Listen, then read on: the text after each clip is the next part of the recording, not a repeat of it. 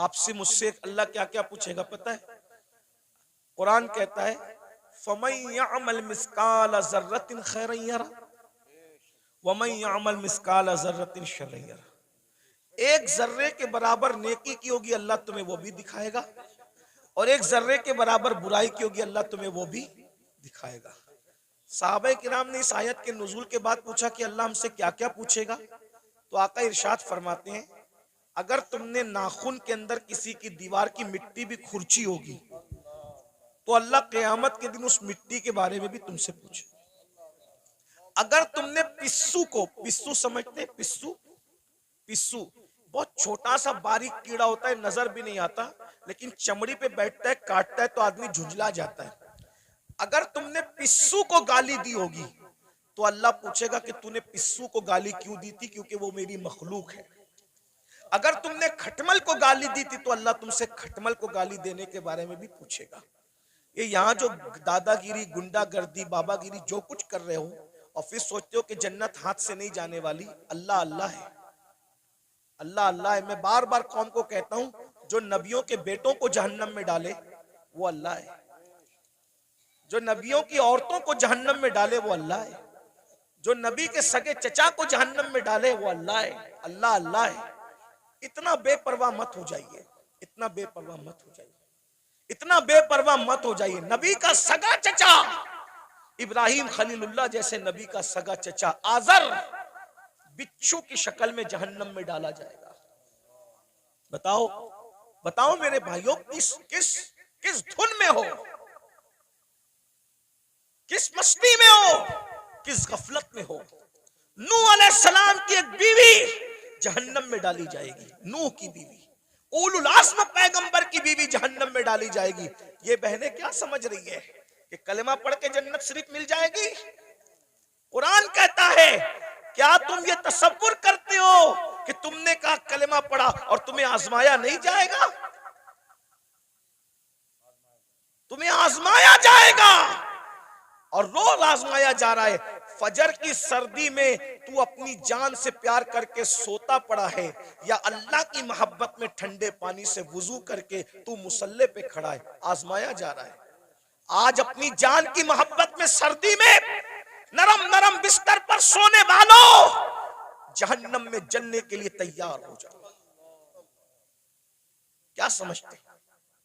जो लोग आपको ये कहते हैं ना, काश के कोई बुरा ना माने, और अगर किसी को दीन हक की बात सुनने में बुरा लग जाए तो लगता रहे। बहुत कुछ सोचकर बना हूं मौजे दरिया का हरीफ, वरना मैं भी जानता था आफियत साहिल में है। एक कड़वी कसेली बात सुनने के लिए हिम्मत इसीलिए जुटाता हूं कि पूरी दुनिया मुझे गाली दे, लेकिन सिर्फ मेरा अल्लाह और मेरा रसूल मुझसे खुश हो जाए बस। जो पिया को भाई अख्तर वो सुहाना राग है, जिससे ना खुश है पिया वो रागनी अच्छी। जो आपको जलसों में कहते हैं ना, इनका चेहरा देखो और जन्नत में जाओ, इनका चेहरा देखो जन्नत में जाओ, अमीनुल कादरी का चेहरा देखो जन्नत में जाओ, ये शैतान ने इनकी फिक्र को अगवा कर लिया है। वो तुम्हें जहर दे रहे हैं, जहर। कोरोना का वायरस इतना खतरनाक नहीं है, बदअमली और बदअकीदगी के बाद भी जन्नत का टिकट बांटने का वायरस इतना खतरनाक है। कोरोना किसी को होगा तो वो अकेला मरेगा। ये गंदगी जो आएगी ना, कि बेअमली के बाद भी, जिना के बाद भी, बदकारी के बाद भी, हरामकारी के बाद भी, सिर्फ सलीम मियाँ को देखो जन्नत में जाओ, अमीनुल कादरी को देखो जन्नत में जाओ, और मुफ्ती साहब को देखो जन्नत में जाओ। मेरे भाई, जिनको देख देख करके जन्नत बांट रहे हो, क्या तुम्हारे पास कोई गारंटी है कि ये लोग भी जन्नत में जाएंगे? हैं? बताओ ना। खिलवाड़ न करो।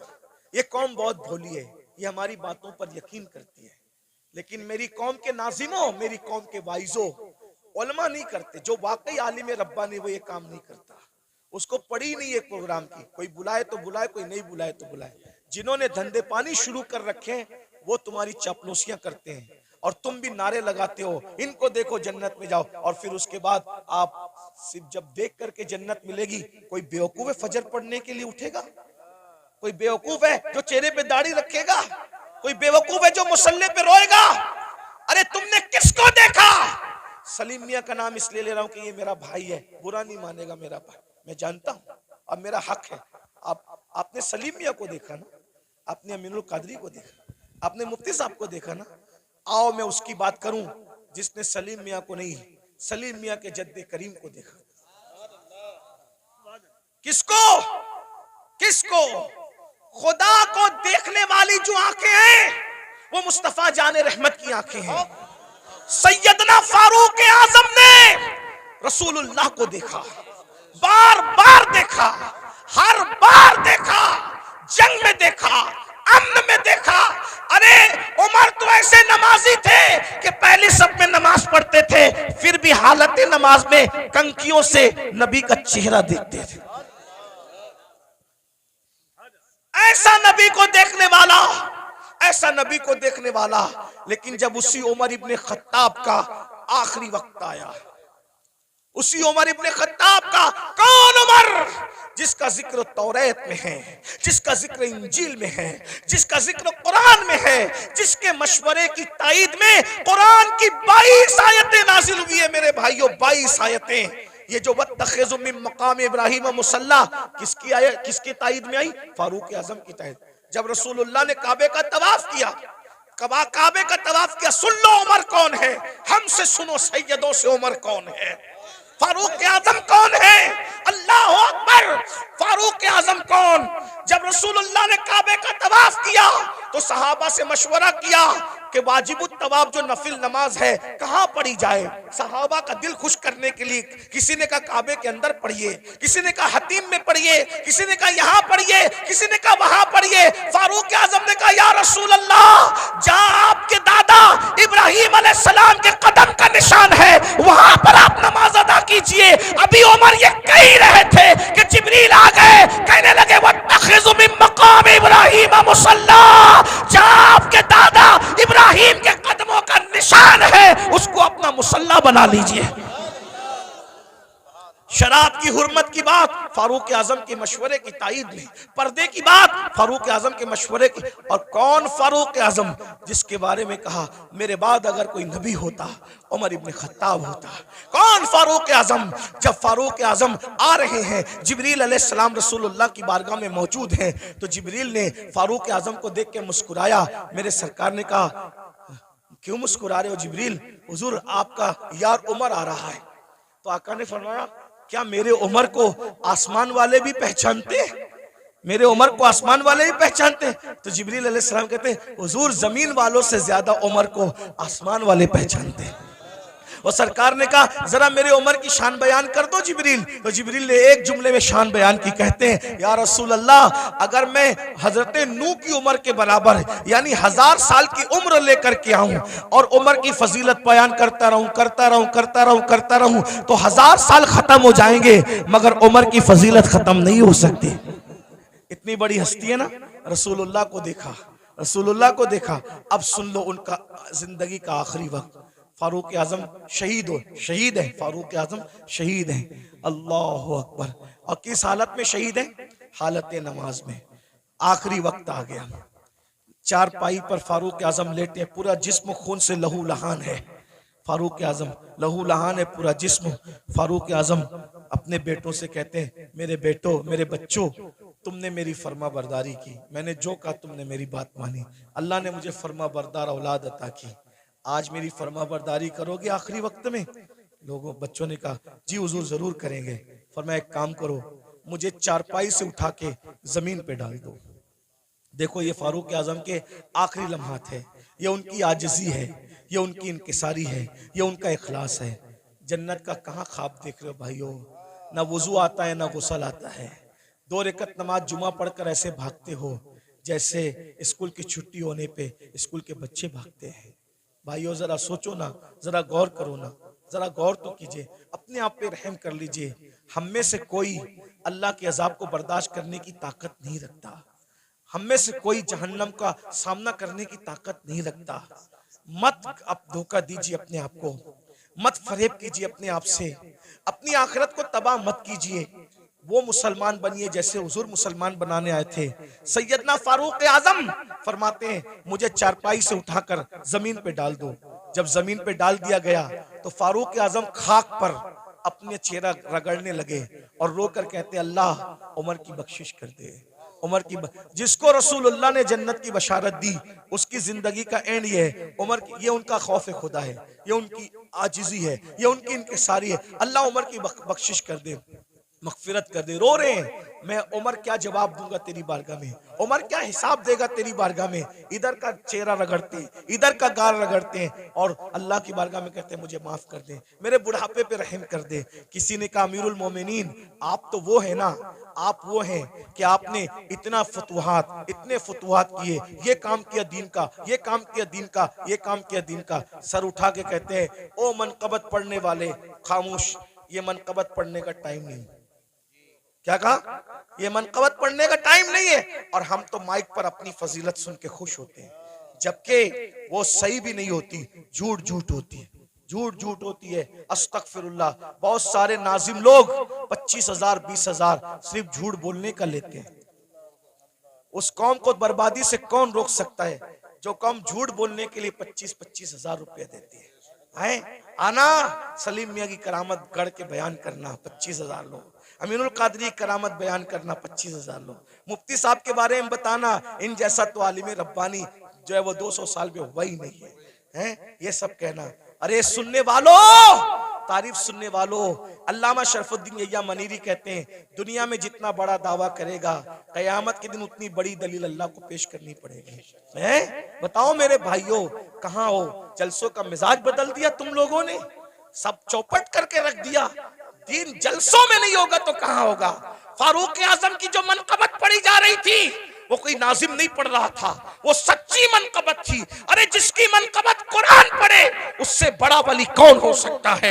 अल्लाह अकबर। लेकिन फारूक आजम ने रोक दिया, फरमाया ओ मनकबत पढ़ने वाले, ये मनकबत पढ़ने का टाइम, चुप रहे, खामोश रहे, और मैं जो कर रहा हूं मुझे करने दे।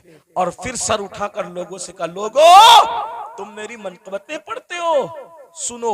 उमर तो बस इतनी तमन्ना रखता है अल्लाह की बारगाह में, अल्लाह ना मुझे कोई सवाब दे, जुमले सुनो फारूक, अल्लाह ना मुझे कोई सवाब दे, ना कोई मर्तबा दे, ना कोई मकाम दे, और ना मुझे अजाब दे, ना जहन्नम में डाले, वो मुझे बराबर सराबर ऐसे ही छोड़ दे, तो उमर समझेगा कि उमर कामयाब हो गया।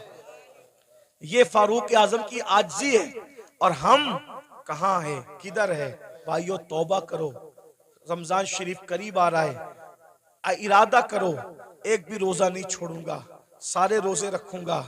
इरादा करो तरावी नहीं छोड़ूंगा, पूरी तरावी जमात के साथ पढ़ूंगा, नमाज पाबंदी से पढ़ूंगा। अभी से तौबा करो, माहौल बनाओ, जहन बनाओ। और अगर आप दीन के करीब नहीं आए भाई, ऐसे ही आप आवारा गर्दी करते रहे, हराम लुकमा खाते रहे, गुनाह करते रहे, फिल्में देखते रहे, किसी का कुछ नहीं बिगड़ेगा। आप अपनी आखिरत को बर्बाद करोगे, तबाह करोगे। जब अल्लाह नबी की बीवी को उठा के जहन्नम में डाल सकता है, नूह अलैहिस्सलाम की बीवी की शक्ल में, अगर वो हमें जहन्नम में डालेगा कौन बचाएगा, कौन रोकेगा? बताइए ना। नूह अलैहिस्सलाम अपनी बीवी को बचाएंगे? बोलो नहीं बचाएंगे, बीवी को नहीं बचाएंगे। क्यों? इसलिए कि नबी जानता है जिसमें अल्लाह की रजा उसमें मेरी रजा है। नबी जानता है इसमें अल्लाह की रजा उसमें मेरी रजा। इब्राहिम अलैहिस्सलाम अपने चचा को बचाएंगे? नहीं बचाएंगे। जिसमें अल्लाह की रजा उसमें मेरी रजा। गौर कीजिए, ये नहीं कह रहा हूं कि नबी बचा नहीं सकता, नबी जिसको चाहे बचा सकता है, लेकिन हम अल्लाह का जितना अदब करते हैं उससे ज्यादा अदब अल्लाह का अंबिया करते हैं। मौला जो तेरी रजा वो हमारी रजा। ये कुफ्र पर मरे हम इनको नहीं बचाएंगे, तूने मना कर दिया हम नहीं बचाएंगे। हाँ अगर तूने इजाजत दी तो जिनको हम पहचानते भी नहीं है हम उसको बचा लेंगे, उनको बचा ले। नबी साहिब इख्तियार होता है, मजबूर नहीं होता। लेकिन नबी की अल्लाह से मोहब्बत और अल्लाह की बारगाह का अदब यह है कि कोई नबी अल्लाह का कहना नहीं तोड़ेगा। एक आखिरी बात आई, मैं वो बात कहने चला था फिर बीच में बात आ गई। हम अल्लाह को क्या जवाब दें? लोग जिना कर रहे हैं, ये नौजवान छोकरे आज के 16-16, 17-17 साल की उम्र में जिना करते हैं, लड़के लड़कों के साथ बदकारियां करते हैं, क्या क्या जुर्म करते हैं, बुराइयां करते हैं। अल्लाह को क्या जवाब दोगे? अल्लाह के सामने बोल पाओगे कि हम जिना करके आए? बोलो अल्लाह के सामने बोल के आओगे हम औरतों के पाप की नजर डाल के? अल्लाह के सामने बोल पाओगे कि हम बदकारी करके? बताओ कुछ बोल पाओगे? नहीं बोल पाओगे। भाई हम जब अपने पीर के सामने नहीं बोल सकते तो अल्लाह के सामने क्या जवाब दें? मेरे इमाम कहते हैं करीम अपने करम का सदका, लई में बेकद्र को न शर्मा, तू और रजा से हिसाब लेना, रजा भी कोई हिसाब। और कहते हैं सदका प्यारे की हया का, न ले मुझसे हिसाब, बख्श बे पूछे लजाए को लजाना क्या है। बहुत कठिन मंजिल है। हदीस पाक में आता है, अल्लामा इब्ने कसीर ने इस हदीस को लिखा है कि अल्लाह ईसा अलैहि सलाम को अपनी अदालत में खड़ा करेगा। किसको? किसको? पहचानते हो ईसा अलैहि सलाम को? हमारे नबी से पहले जो नबी आए वो कौन थे? ईसा अलैहि सलाम। और ईसा अलैहि सलाम कौन है आपको पता है? ये कंवारी मरियम, जिसको किसी मर्द ने हाथ भी नहीं लगाया, अल्लाह ने बिन बाप का कंवारी बतुल मरियम से ईसा अलैहि सलाम को पैदा किया। सुभान अल्लाह। अल्लाह ने इनको झूले में बोलने की ताकत अता की। ये कलेमतुल्लाह है, रूहुल्लाह है। इनको जब सूली देने की साजिश की गई तो अल्लाह ने इनको आसमानों पे उठा लिया। अब ध्यान देना, जब ये आसमानों पे उठा लिए गए तो इनके मानने वालों ने इनको कहा कि ईसा खुदा का बेटा था और मरियम खुदा की बीवी थी। माज़अल्लाह, अल्लाह का कोई बेटा नहीं है, अल्लाह की कोई बीवी। लेकिन उनके मानने वालों ने ये गंदगी फैला दी। तो अल्लाह उन मानने वालों ने जो गंदगी फैलाई ना, उस गंदगी के खात्मे के लिए, यानी अल्लाह हजरत ईसा से हिसाब लेने के लिए नहीं, तवज्जो, अल्लाह जानता है कि ईसा पाक है, मासूम है, उन्होंने कोई कसूर नहीं किया, लेकिन मैदान महशर में ईसाइयों को, क्रिश्चियन को रुस्वा करने के लिए, ईसाइयों को रुस्वा करने के लिए अल्लाह हजरत ईसा को अपनी अदालत में खड़ा करेगा। और अपनी अदालत में खड़ा करके अल्लाह पूछेगा कि ऐ ईसा, क्या तुमने इन ईसाइयों को, अपने मानने वालों को यह कहा था कि तुम अल्लाह के बेटे और तुम्हारी मां अल्लाह की बीवी है? तुमने ये बात कही थी? एक अल्लाह कौन सा सवाल करेगा? एक। हालांकि वो खुद बयान कर चुका कुरान में कि ईसा ने ऐसी कोई बात अलैहिस्सलाम नहीं कही, बयान हो गया सब। लेकिन वहां ईसाइयों को रुस्वा करने के लिए और शान ईसा को बताने के लिए कि ईसा अलैहिस्सलाम का दामन इस गंदगी से पाक है, अल्लाह पूछेगा तुमने ये बात कही थी ईसा? एक सवाल, अल्लाह सिर्फ एक सवाल करेगा ईसा जैसे पैगंबर से, उस मासूम से। तो मेरे आका की हदीस है, इसी एक सवाल पर ईसा अल्लाह से इतना डर जाएंगे कि उनके हर हर बाल से खून की फुहार निकलेगी, हर हर बाल से खून की फुहार। अल्लाह ने मुझसे सवाल कर लिया, मैं जवाब क्या दूं? अब बताएं, जब मासूम से अल्लाह सवाल करे तो उनके बाल बाल से खून की फुहार निकलेगी। पूरी जिंदगी हमने नमाज नहीं पढ़ी, अल्लाह पूछेगा तूने नमाज क्यों नहीं पढ़ी थी? क्या जवाब होगा? हैं? क्या जवाब? रात के 3-3 बजे तक गंदी फिल्में देखते थे, क्या जवाब होगा? दोस्ती लड़कों से इसलिए करते थे कि उनके साथ बदकारी करें, कौमे लूत का अमल करें। आका फरमाते हैं, जे कौमे लूत का अमल करने वाले लोग जिस बस्ती में रहते हैं, बस्ती वालों को मालूम है, मना नहीं करते, अल्लाह उस बस्ती पर एक दिन में 36 मरतबा लानत नाजिल करता है। कौमे लूत का अमल करने वाला कहीं भी मरेगा, वो अपनी कब्र में नहीं रह सकता, फरिश्ते उसको उठा के ले जाके वहां फेंक देते जहां कौमे लूत पे अजाब आया था। भाइयों, अपनी आखिर ये दुनिया है। एक गालिब ने इसीलिए कहा था, डुबाया मुझको होने ने, न मैं होता तो क्या होता। सारा तो होने का झगड़ा है, इसलिए अब दुनिया में आ गए हो, सुधरो, तौबा करो, अल्लाह से डरो, अल्लाह के कानून के मुताबिक जिंदगी गुजारो। अल्लाह हम सबको तौफीक अता फरमाए। और आप सबको ये बात देखो, किसी भी जलसे में जाओ, चाहे मैं आऊं, चाहे कोई भी आलिम आए, कोई पीर आए, ये जो आप लोगों के अंदर ये आदत पड़ गई ना सेल्फी की, ऐसे धक्का दे करके कहते हो फोटो करो, अदब कहाँ गया? मेरा अदब मत करो, मैं तो कोई काबिल ही नहीं, मेरी अपनी बात नहीं कर रहा। लेकिन जो अल्लाह वालों को ऐसे कोनी मार करके ऐसे सेल्फी ले रहे हो, इस सेल्फी से क्या होगा?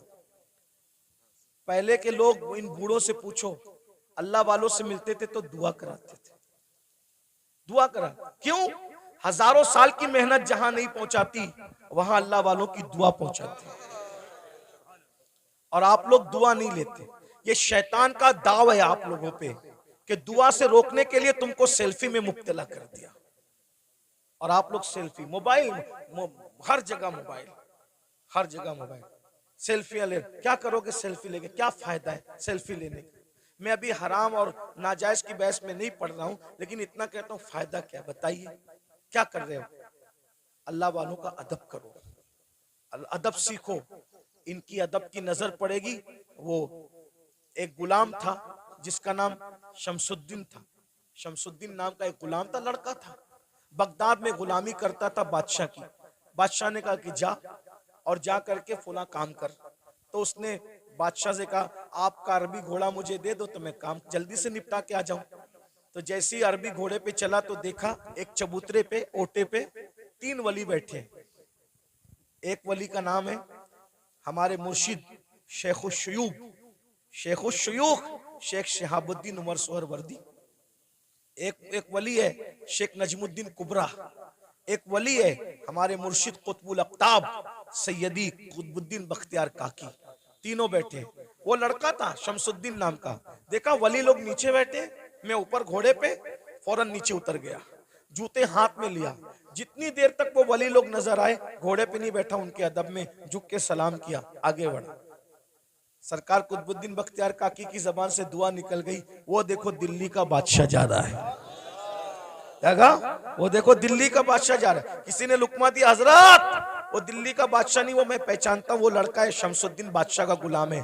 कहा जो हमारा अदब करे और वो हमारी जबान से निकल जाए दुआ, फिर अल्लाह उसको रद्द करे, ऐसा नहीं होता। हमने कह दिया दिल्ली का बादशाह, तो जब तक ये मरेगा नहीं तब तक दिल्ली का बादशाह बनेगा नहीं है। उस वक्त तक मौत नहीं आएगी जब तक दिल्ली का और दुनिया ने देखा ख्वाजा कुतुब की जबान से दुआ निकली, अल्लाह ने कैसे पूरी किया। वो गुलाम से आजाद हुआ और दिल्ली का बादशाह बना। उसी बादशाह को दुनिया सैयदी शमसुद्दीन अल्तमश के नाम से जानती है।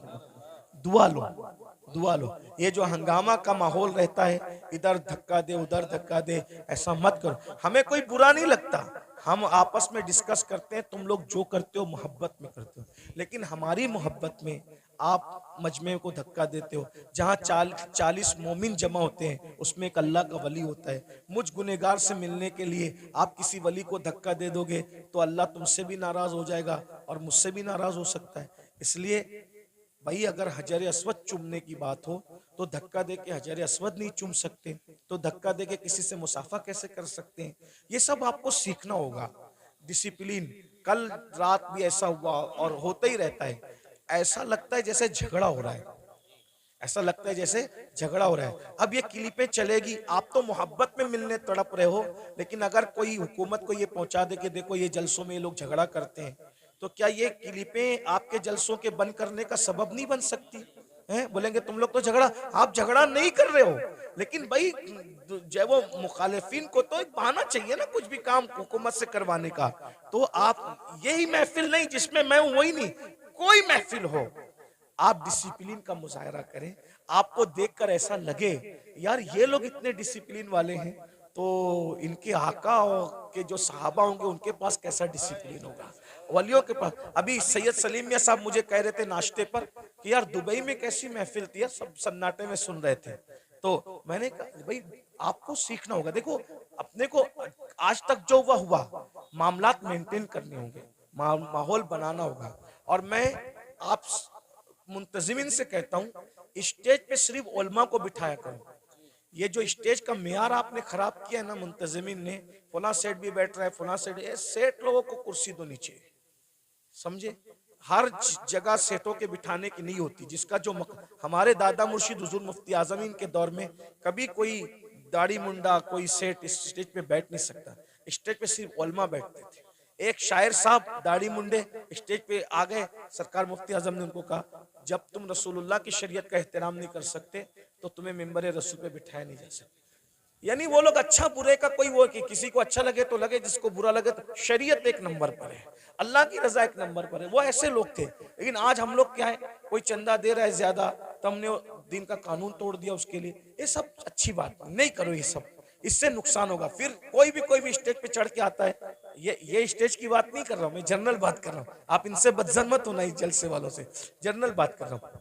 तो ये सब मत करो। जिसका जहां मकाम है, उलमा जहां बैठते हैं उलमा बैठे, सेठ लोग मुखैर लोग जहां बैठते हैं उनको कुर्सी दे के बिठा दो, सियासी लीडर आना है उनको कुर्सी दे के बिठा दो, सबको इज्जत दो। मैं ये नहीं कह रहा हूं किसी को जलील करो, सब हुजूर का जो उम्मत है वो इज्जत के काबिल है। लेकिन जो कुर्सी में बैठे उसको कुर्सी दे दो, अच्छे से बिठा दो। स्टेज पे सिर्फ उलमा रहे, मुतशर्रा रहे। और जो मेरे स्टेज पे बैठे हुए लोग हैं उनसे भी कहता हूँ, आप लोग भी फोटो वोटो न खींचे। देखो हमारे बुजुर्गों ने फरमाया कि अगर आलिम दीन अगर जो है वो सुन्नत तर्क करेगा तो पब्लिक फर्ज पढ़ना छोड़ देगी, समझे। आलिम अगर चलते चलते रास्ते से टोपी उतारेगा तो पब्लिक, हाँ वो नहीं कहना चाहता था, सही कहा जी, सही कहा, यही कहा हुजूर मुफ्ती आजम ने, यही कहा। लेकिन कुछ चीजें माइक पे कहने की नहीं होती। आप अल्लाह आपको जज़ाए खैर दे, मेरा काम है। वली नहीं बन सकते, अल्लाह के दोस्त नहीं बन सकते। अगर वली बनना है लोगों के ऐप पे पर्दे डालना सीखो, शान सत्तारी का मजहर बनो, किसी के ऐप न खोलो। आजकल तो हम जहां बैठते हैं ऐप खोलते हैं। अल्लाह के रसूल अलैहिस्सलाम फरमाते हैं, तुम जब तक लोगों के ऐप खोलते रहोगे, तुम लोगों के ऐप अपनी हैसियत के मुताबिक खोलोगे, अल्लाह तुम्हारे ऐप अपनी शान के मुताबिक खोलेगा, अल्लाह तुम्हें जलील कर देगा। और अगर तुमने लोगों के ऐबों पे पर्दे डाले, तुम लोगों के ऐप पे पर्दे डालोगे, अल्लाह तुम्हारे ऐप पे पर्दे डालेगा। आज मुसलमान लोगों के ऐप पे पर्दे नहीं डालते, बल्कि आज औरतें, माएं और बहनें मौजूद है, किसी की बेटी को रिश्ता हो रहा है तो उसमें लोग ज्यादा तेल पानी डाल करके वो रिश्ता तोड़ देते हैं। किसी के बेटे का रिश्ता हो रहा है वो रिश्ता तोड़ देते हैं।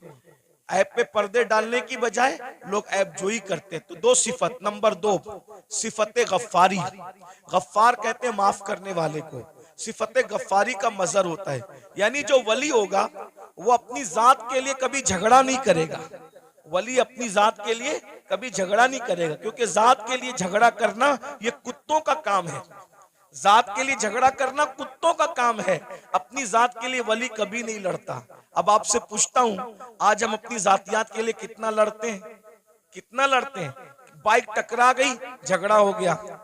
पानी मुझे पहले नहीं दिया, झगड़ा हो गया। शादी में खाना खाने मुझे पहले नहीं बिठाया, झगड़ा हो गया। बोलो आज हम अपनी जात के लिए लड़ रहे हैं, इसका मतलब हम अल्लाह के वली कब बनेंगे? जात के लिए जो लड़े वो कुत्ते की सिफत रखता है, वो वली की सिफत नहीं रखता।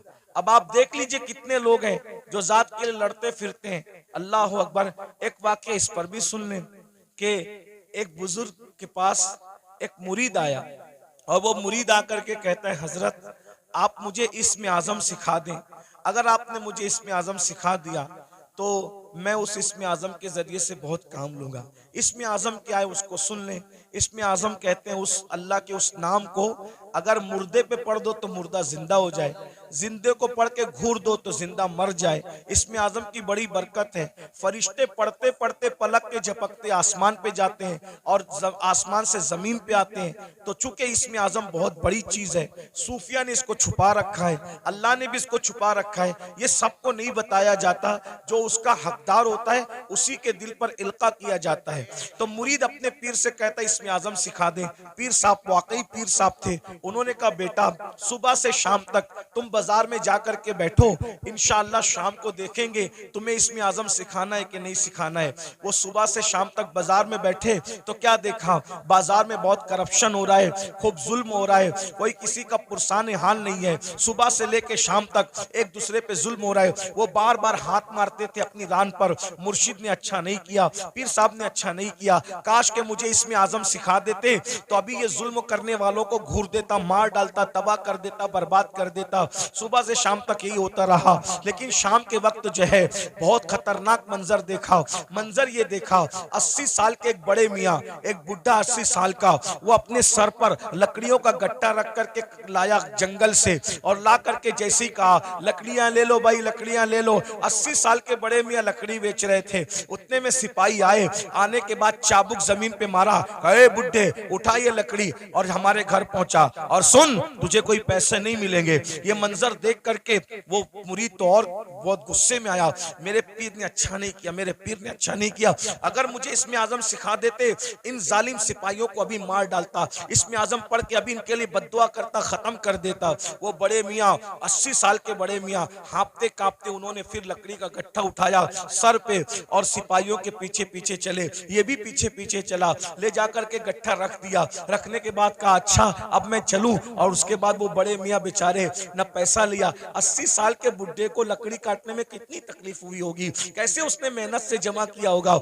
लेकिन हाय रे जुल्म, अल्लाह अकबर, बहुत लकड़ी पहुंचा करके बिना मजदूरी लिए हुए, बिना रकम लिए हुए उन्होंने टरका दिया, वो चले गए। और उसके बाद ये तो गुस्से में कांप रहा था, मुर्शिद ने अच्छा नहीं किया, अगर अभी मुझे इसमें आजम मालूम होता, इन जालिमों को, इन गुंडों को इसमें आजम पढ़ करके कत्ल कर देता। जैसे ही मुर्शिद की खानका में पहुंचे, कहा हजरत आपने सिखा दिया होता बाजार में क्या गंदगी है, क्या जुल्म है, क्या जाती है। और शाम का वाकया तो बड़ा बदतरीन है हजरत, बड़ा इबरतनाक है।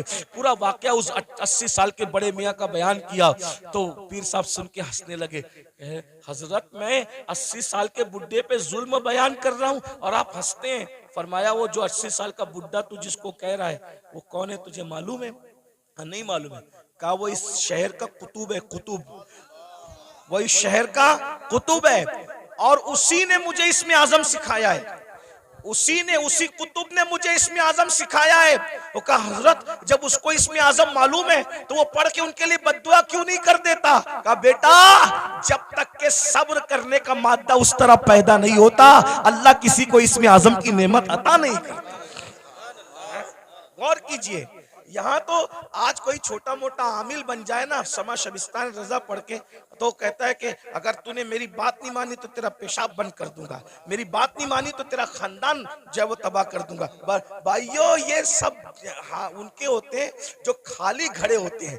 ये कुतुब लोगों को देखो, ये अब्दाल लोगों को देखो, ये वली लोगों को देखो, इतना जुल्म सह रहे हैं मगर जात के लिए कभी बदला नहीं लेते। क्यों? इसलिए कि जात के लिए लड़ना वली का काम नहीं होता, जात के लिए लड़ना ये तो कुत्तों का काम होता है। वली वो होता है जो सिफते गफ्फारी का मजहर होता है, अपने दुश्मनों को माफ करता है, अपने मुजरिमों को माफ करता है। उस पर एक वाकया याद आ गया, हालांकि बात तवील हो रही है लेकिन बात वाकया याद आ गया, सुन लीजिए। आज छोटी छोटी बात पर आप लोग एक दूसरे पे केस करते हो, क्या जवाब दोगे अल्लाह? है बकरियों के तेरे आंगन में मेरे आंगन में बकरियों पर इतना बड़ा झगड़ा होता है कि मर्डर हो जाता है, कत्ल हो जाता है। कहां कहां तक बात पहुंचती, बारात देर से आई जल्दी आई, उस पर जो है वो शादियां टूट जाती हैं। इतना महर है कि उतना महर है, उस पर शादियां टूट जाती है। मेरे भाइयों सोचो, सब्र नहीं हमारे अंदर, और जब तक सब्र नहीं होगा हम अल्लाह वाले नहीं बन सकते। एक दिन क्या हुआ, इमाम हुसैन के कातिलों में से कातिल मदीने मुनव्वरा आया, मदीने तैयबा आया। और जब मदीना तैयबा आया तो लोगों ने सोचा कि कातिल इमाम हुसैन, कातिलों में से कातिल मदीने मुनव्वर आया, तो सारे मदीने वालों ने इमाम हुसैन की मोहब्बत में अपने दरवाजे बंद कर दिए। सबने दरवाजे बंद कर दिए, सबके दरवाजे बंद हो गए। इमाम ज़ैनुल आबिदीन का दरवाजा हमेशा बंद रहता था, किसी से मिलते नहीं थे। लेकिन जब उनको किसी ने इत्तला दी, हजरत करबला में का एक शख्स जो आपके बाबा का कातिल है वो मदीने मुनव्वर आया, और सबने अपना दरवाजा बंद कर दिया। इमाम ने अपना दरवाजा खोल दिया, कहा उसको बुला कर लाओ। वो आया, इमाम ने दस्तरखान बिछाया, उसको खाना खिलाया, पानी पिलाया, उसने खाया भी पिया भी। और खाने और पीने के बाद कहा ऐ अली, इमाम ज़ैनुल आबिदीन का असली नाम अली है, कहा ऐ अली शायद तुमने मुझे पहचाना नहीं, या शायद तुम मुझे भूल गए। आपने फरमाया कैसे नहीं पहचाना? अरे ये मदीने वाले क्या करबला में थे? कहा नहीं थे। कहा जो करबला में नहीं थे उन्होंने तुझे पहचान लिया, मैं तो करबला में मौजूद था ना, मैं तुझे कैसे नहीं पहचानूंगा? वो तू ही जालिम है ना, तेरे कहने पे मेरे बाबा के जिस्म पे घोड़े दौड़ाए गए थे, मेरे नन्हे से भाई के हलक पर तीर चलाया गया था, मेरी फूफियां, मेरी अम्मियां, मेरी बहनों के दुपट्टे छीने गए थे, तू ही वो जालिम है ना। अल्लाह अकबर। जब उसने ये सुना लरस गया, हाँ मैं वो हूँ। आपने पहचाना कहाँ? पहचानने के बाद भी ये सुलूक किया? तो इमाम ज़ैनुल आबिदीन ने फरमाया जो तूने किया वो तेरे खून की तासीर थी, जो मैंने किया ये मेरे घर की रिवायत है। हम आले मोहम्मद दुश्मनों के साथ ऐसे ही सुलूक करते हैं। अगर करबला वालों से मोहब्बत है, बताओ बाप के दुश्मन के साथ, बाप के कातिल के साथ इमाम ज़ैनुल आबिदीन ने क्या सुलूक किया, और हम अपने समधियों के साथ क्या सुलूक करते हैं, अपने भाइयों के साथ क्या सुलूक करते हैं, अपने पड़ोसियों के साथ क्या सुलूक करते हैं, अपने रिश्तेदारों के साथ क्या सुलूक करते हैं। भाई एक मुंह किसी को अच्छा नहीं कहते, जबकि अल्लाह के रसूल अलैहि सलाम ने फरमाया मुसलमान वो है जिसके हाथ से और उसकी जबान से दूसरे मुसलमान महफूज रहे। आज ना हमारे हाथ से कोई महफूज है, ना हमारी जबान से कोई महफूज है। जब भी जबान खोलते हो तो ऐसे तीर चलाते हो, नश्तर लगाते हो लोगों के दिल पर। याद रखना, तलवारों के जख्म तो भर जाते हैं, जबान के जख्म भरा नहीं करते। कैसा कलमा पड़ा है, नबी तो वो मुसलमान बनाने आए थे कि जिसके हाथ से, जिसकी जबान से दूसरे मुसलमान महफूज रहे। ना आज हमारे हाथ से कोई महफूज है, ना हमारी जबान से कोई महफूज है। तो बताओ, नबी वाले मुसलमान हो या अपनी तबीयत वाले मुसलमान हो? बीवी को मां बहन की गाली देकर के उसका दिल दुखाते हो। रसूलुल्लाह तो फरमा रहे मुसलमान वो है जिसकी जबान से किसी को तकलीफ नहीं पहुंचती, जो अपनी शरीके हयात है, जो अपनी लाइफ की पार्टनर को मां बहन की गाली दे, वो मुसलमान कैसा होगा? रसूलुल्लाह फरमा रहे मुसलमान वो है जिसके हाथ और जबान से दूसरा मुसलमान महफूज रहे। जो अपने माँ बाप का दिल दुखाए वो कैसा मुसलमान है? जो अपने पड़ोसी को तंग कर दे वो कैसा मुसलमान है? बस बात इतनी है। तकरीरें बहुत सुन रहे हो भाई, मुकर्रिर लोग भी माशाल्लाह ऐसे हो गए अल्हम्दुलिल्लाह के एक ढूंढो हजार मिलते, और तकरीर सुनने वाले भी हजारों हैं, लेकिन कोई सुधरने तैयार नहीं। और ये भी कयामत की निशानी में से एक निशानी है। अल्लाह के रसूल अलैहिस्सलाम ने फरमाया लोग दीन सुनने जमा होंगे, दीन पर अमल करने जमा नहीं होंगे। सुनिए, गौर से सुनिए, तवज्जो है। लोग दीन सुनने जमा होंगे, लोग दीन सुनने जमा होंगे, दीन पर अमल करने जमा नहीं होंगे। देख लीजिए,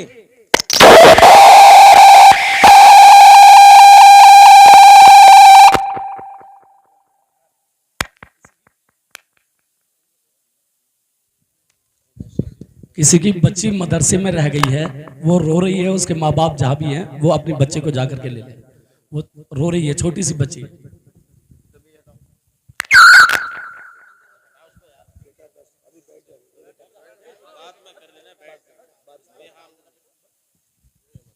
लोग दीन सुनने जमा होंगे, दीन पर अमल करने जमा नहीं होंगे। मैं कोई गुस्से में नहीं, लेकिन आपको एक बात कहता हूं, जरा गौर करना, जरा ध्यान देना। आज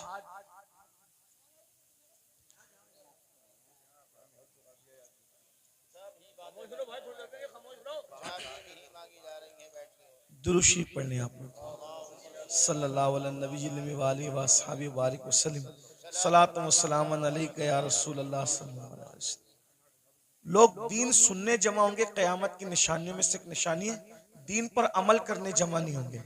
अभी देखिए, सुबह का वक्त है, कारोबार का वक्त है, संडे भी नहीं है, आज संडे नहीं है ना, वर्किंग डे है ना। लेकिन आपको मैं सलाम करता हूँ, आप लोग आराम छोड़ के, नींद छोड़ के, दुकान छोड़ के, कारोबार छोड़ के आए, क्या सुनने के लिए? दीन सुनने के लिए। लेकिन अगर इनमें किसी को कहा जाए कि वादा करो कि आज के बाद तुम नमाज नहीं छोड़ोगे, तो हाथ नहीं उठेंगे लोगों के। और अगर हाथ उठ भी गए तो वो आज ही जोहर से पहले वादा किया, लेकिन जोहर में नहीं पहुंचेगा।